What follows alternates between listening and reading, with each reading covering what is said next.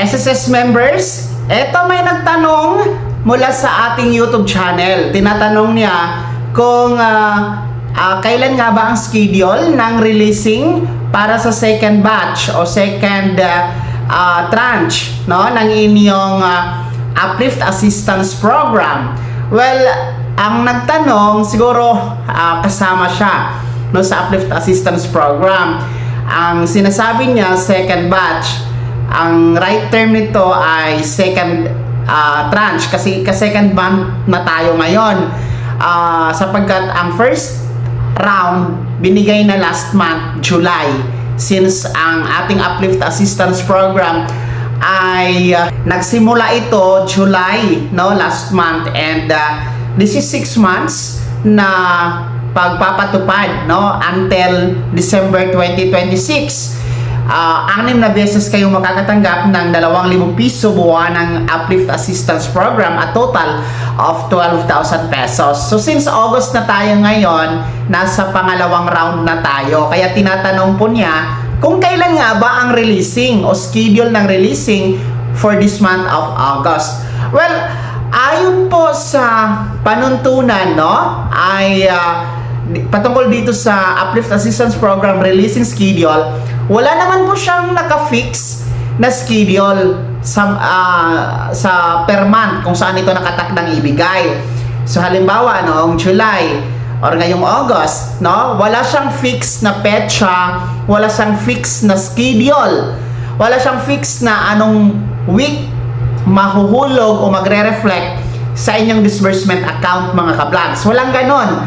Kaya ang payo po para sa mga SSS members na kasama sa Uplift Assistance Program, i-check nyo lang po ang inyong disbursement account, no? Time to time. Kung naka online banking app naman po kayo, kahit nasa bahay, mati-check nyo naman yan pag may wifi kayo or data. Okay? Or kung malapit lang kayo sa mga ATM machines, well, you can inquire also. Okay? Basta ang sinasabi po, no, para sa ating mga SSS members, walang fixed na schedule kung kailan ito mahuhulog. Hindi naman din po sinasabi na ito'y kasabay sa pension crediting or isasabay sa ganito na schedule. Walang ganon, no?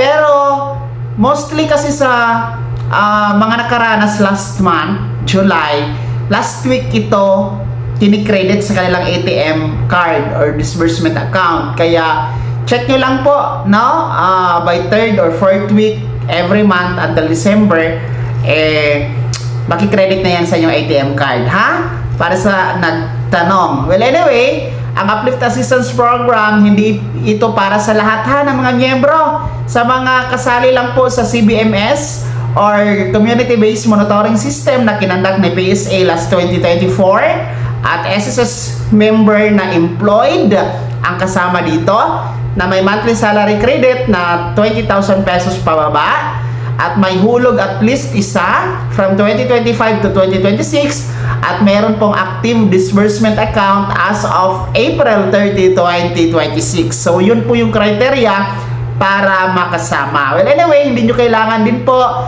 na pumunta sa branch ni SSS para mag-apply dito, ha? Hindi kailangan talaga kasi meron ng listahan ang SSS sino-sino ang kasama dito. Well, in fact, nasa 1.5 million ang kasama dito. So, hindi talaga lahat kasama, no? Pinipili lang ito para lang ito sa mga bababa ang monthly income, mga ka-vlogs. Okay?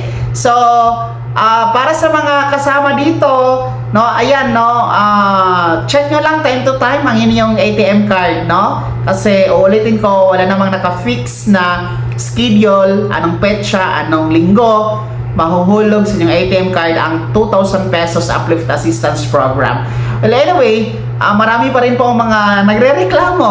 Marami akong nababasa sa mga komento, nagre-reklamo na hindi kasama. Well, ulitin ko, wala tayong magagawa kasi si DSWD naman ang namili niyan, no? And then kinuha lang yung datos sa PSA doon sa sinorve na CBMS last 2024. Actually, I think hindi po connected sa SSS sa pagpili, no? Parang pinasa lang sa kanila yung datos mga ka-vlogs, no? Kaya wala tayong magagawa dyan, no? Kung kasali ka or hindi.